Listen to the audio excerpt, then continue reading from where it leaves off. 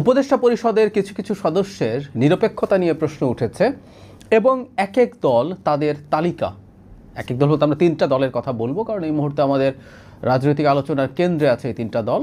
তারা তাদের একটা তালিকা প্রধান উপদেষ্টার কাছে ধরিয়ে দিয়েছেন বলে শোনা যায়। কারণ দলগুলো বিতর্কিত উপদেষ্টার কথা বলেছেন, এটা আমরা জানতে পারি, কারণ তারা দেখা হওয়ার পর বেরিয়ে সেটা বলেছেন। কিন্তু খুব অবিশ্বাস্যভাবে আমরা একজন উপদেষ্টা জনাব ফাউজুল কবির খান, তার একটা স্টেটাসে তিনি একেবারে রীতিমতো কে কাকে বিতর্কিত মনে করে তালিকা দিয়েছেন এই ধরনের একটা স্টেটাস দিয়েছেন এবং তার কিছু বক্তব্য আছে। এখন তিনি এই বক্তব্যটা বা তার স্টেটাসটা আপাত দৃষ্টিতে খুব অবিশ্বাস্য মনে হয়, তার মতো একজন মানুষ এরকম একটা স্টেটাস দিয়েছেন। কিন্তু কেন দিয়েছেন বা আসলে এই নিরপেক্ষতা নিয়ে, উপদেষ্টাদের নিরপেক্ষতা নিয়ে সামনে কি বড় কোনো সংকট তৈরি হতে যাচ্ছে কিনা সেটা নিয়ে কথা বলতে চাই। আমরা একটু ব্যাকগ্রাউন্ডটা আলোচনা করি। কিছুদিন আগে হঠাৎ জানা গেল বিএনপি সন্ধ্যায় প্রধান উপদেষ্টার সাথে দেখা করবেন। তারা গেলেন এবং বেরিয়ে এসে তারা জানিয়েছেন যে বিতর্কিত উপদেষ্টাদের ব্যাপারে তারা বক্তব্য জানিয়েছেন এবং তাদেরকে সম্ভবত সরিয়ে ফেলার আহ্বান জানান তারা। যেটা হয়, বিএনপি কোনো প্রয়োজনে গেলেই এখন জামায়াত এবং এনসিপিকেও সাক্ষাৎ দিতে হয়। প্রধান উপদেষ্টা তারপর তাদেরকে সাক্ষাৎ দিলেন, জামায়াতও তাদের একটা তালিকার কথা বলেছেন এবং এনসিপিও বলেছে। আমরা বিএনপি এবং এনসিপির পাল্টাপাল্টি তালিকা আগে একবার শুনেছিলাম, মেয়র ইশরাক মেয়র হয়েছেন এই সিদ্ধান্ত ঘোষণার পর, তখন হয়েছিল। যাই হোক, সেই সিদ্ধান্ত এখন ভিন্নভাবে দেখা যাচ্ছে। যেন ফাউজুলের স্টেটাসটা আমি পড়ছি একটু পরে এবং তার ওই বক্তব্যের সাথে আমার স্পষ্ট কিছু দ্বিমত আছে, সেগুলোও বলতে চাই। খুবই অবিশ্বাস্যভাবে তিনি শেয়ার করে দিয়েছেন, সেটা হলো কিছু ইমেজ তিনি শেয়ার করেছেন। এখন এখানে যেখান থেকে নিয়েছেন এটা আমি আদৌ জানি না এটা কতটুকু রিলায়েবল, কারণ হচ্ছে আমি খুব মেইনস্ট্রিম কোনো মেজর মিডিয়ায় বা পত্রিকায় এটা আসলে দেখিনি। আমি একটু দেখি, খুব ইন্টারেস্টিং একটা ব্যাপার হচ্ছে বিএনপি তালিকাটা আছে এবং জামায়াত এবং এনসিপির তালিকার মধ্যে অবিশ্বাস্য মিল আছে। আমি বিএনপির তালিকার যেন ফাউজুল যেটা শেয়ার করেছেন, সেখানে বিএনপি বিরাগ ভাজন হয়েছেন কারার মধ্যে 3 জন। তিনি নিজে আছেন যেন ফাউজুল কবির খান, শেখ আব্দুর রশিদ মন্ত্রী পরিষদ সচিব, খোদাবক্স চৌধুরী প্রধান উপদেষ্টার বিশেষ সহকারী। খোদাবক্স চৌধুরী হচ্ছেন স্বরাষ্ট্র মন্ত্রণালয়ের বিশেষ সহকারী। জামায়াত যাদের ব্যাপারে সতর্ক করেছে, এখানে সতর্ক শব্দটা আছে, সেটা হলো সালেহউদ্দিন আহমেদ, ওয়াহিদুদ্দিন মাহমুদ, আসিফ নজরুল। এনসিপি কাদেরকে নিয়ে শঙ্কিত, মজার ব্যাপার এই 3 জন তো আছে, জামাতের 3 জন কমন, সাথে আদিলুর রহমান খান এবং জনাব আসাদুজ্জামান। তাহলে অবিশ্বাস্যভাবে এনসিপি এবং জামাতের তালিকা মিলে গেল। এবং একটা প্রশ্ন একটু এভাবে করি, মানে বিএনপি যে 3 জনকে বলেছেন, বিএনপি ধারণা করে, আমি ধারণা করে বলছি, যে তারা যদি নিরপেক্ষ না হয়ে থাকেন, তারও আগে বলি এই তালিকা সঠিক কিনা আমি নিশ্চিত নই, ধরে নিলাম, আমরা সঠিক ধরে নিয়ে আলোচনা করি। যদি সেটা সঠিক হয়ে থাকে, জনাব ফাউজুল কবির খান যেহেতু শেয়ার করেছেন, তিনি এই সরকারের অংশ, এটা যৌক্তিকভাবে মনে করার কারণ আছে, তিনি আসলে জানেন যে কাদের কাদের ব্যাপারে কোন কোন দল কোন কোন কথা বলেছেন, তাই তিনি এটা দেয়াটাকে আমরা মোটামুটি বিশ্বাসও করতে পারি। এখন বিএনপি তার মানে এই 3 জনকে মনে করছেন, বিএনপি মূলত যারা জামায়াতের সাথে অ্যালাইন্ড এরকম কাউকেই টার্গেট করবেন। যদি এই 3 জনকে বিএনপি তা মনে করে থাকে, আমি আবার বলছি আমি নিশ্চিত নই, কিন্তু যদি মনে করে থাকেন, এদের কারো ব্যাপারে এনসিপির কোনো সমস্যা নেই, মানে জামায়াতের সাথে যদি অ্যালাইন্ড হয়। জামায়াত যে 3 জন বলেছেন, এর মধ্যে 2 জনকে আমরা খুব ভালো মতো জানি। এই 2 জন সরাসরি জনাব মির্জা ফখরুল ইসলাম আলমগীরের বন্ধু, মানে ওনারা অর্থনীতি বিভাগে একই ব্যাচে সম্ভবত পড়াশোনা করেছেন। সুতরাং এটাকে খুব সহজেই ব্র্যান্ডিং করে দেওয়া যায়, খুব সহজেই ব্র্যান্ডিং করে দেওয়া যায়। এই 2 জন সাথে ডক্টর আসিফ নজরুলকে যুক্ত করা হয়েছে। মজার ব্যাপারে 3 জন আবার এনসিপির ক্ষেত্রেও আছে, তার মানে এনসিপিও বিএনপির পন্থী, যদি আমরা এভাবে বলি, যে উপদেষ্টা আছেন তাদেরকেই তারও শত্রু মনে করছেন।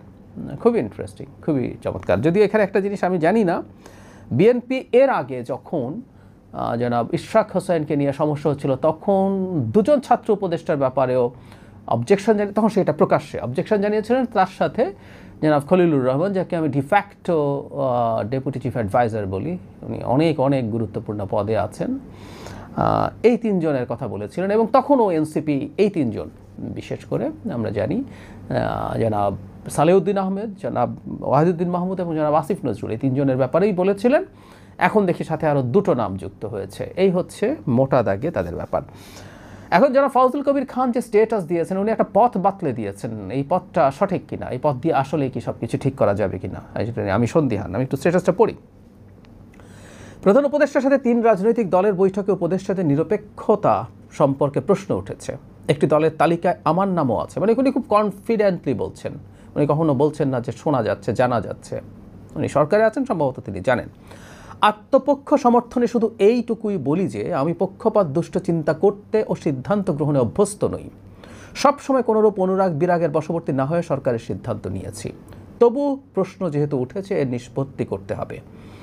অন্তর্বর্তীকালীন সরকারের প্রধান উপদেষ্টা, উপদেষ্টাবৃন্দ, বিশেষ সহকারীবৃন্দ, চুক্তিভিত্তিক নিয়োজিত সকল কর্মকর্তাদের কেউই পরবর্তীতে নির্বাচিত সরকারের কোনো লাভজনক পদে কেউই অংশগ্রহণ করতে পারবে না।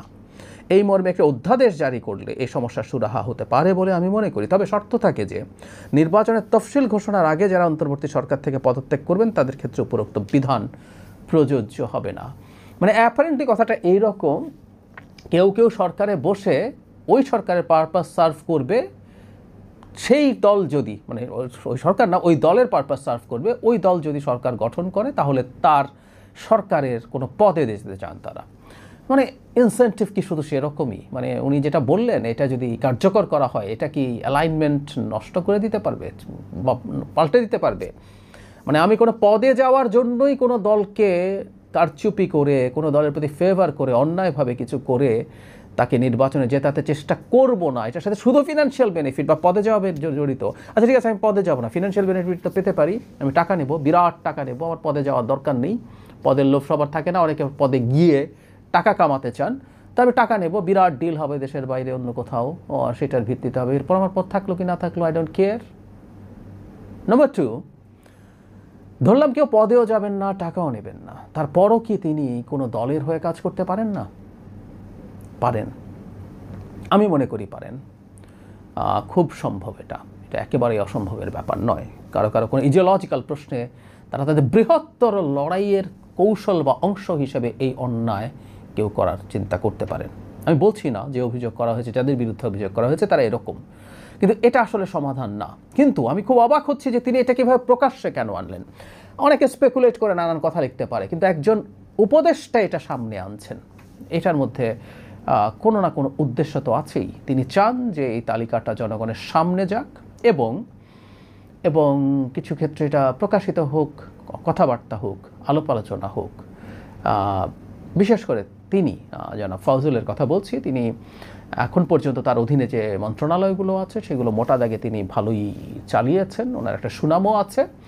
এখন তাকে বিএনপি তালিকায় রাখছে, এটাকে বিএনপির বিরুদ্ধে কোনো না কোনো রকমে একটা প্রোপাগ্যান্ডা বা বিএনপির বিরুদ্ধে একটা নেগেটিভ পারসেপশন তৈরির চেষ্টা।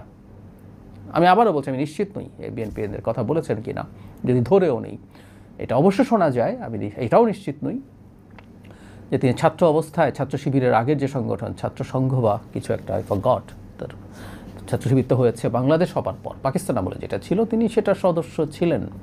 তিনি চিটাগংয়ে যখন পড়াশোনা করতেন, শুনি, আমি নিশ্চিত নই। কিন্তু আবারও বলছি, তিনি যেহেতু দক্ষ একজন উপদেষ্টা হিসেবে তার পরিচিতি আছে, বিএনপি তার বিরুদ্ধে দাঁড়াচ্ছে, তিনি কি এই ব্যাপারটাই সামনে নিয়ে আসতে চাইলেন? এরকম প্রশ্নগুলো আসলে আসতেই পারে, উঠতেই পারে। আর আমি একটা জিনিস মনে করি, তিনি যে পথ পাতলে দিয়েছেন এই পথটা খুব সঠিক পথ হবে বলে মনে হয় না। তার চাইতে র্যাদার সরকার, মানে প্রধান উপদেষ্টারই আসলে তলিয়ে দেখতে হবে। মানে ফিনান্সিয়াল বেনিফিট দেবো না, পদে যাবে না, এসব না।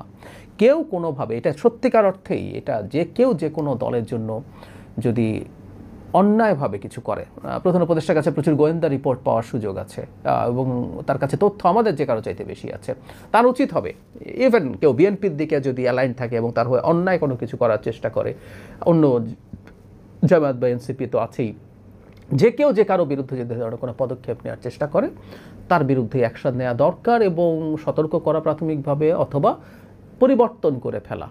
এই নির্বাচনকে কোনোভাবে বিতর্কিত করার মানে সুযোগ দেওয়া উচিত, এমনকি সম্ভাবনা অতি কম থাকলেও সেই সম্ভাবনাটাকে মানে গুরুত্ব দিয়ে ডিল করা উচিত।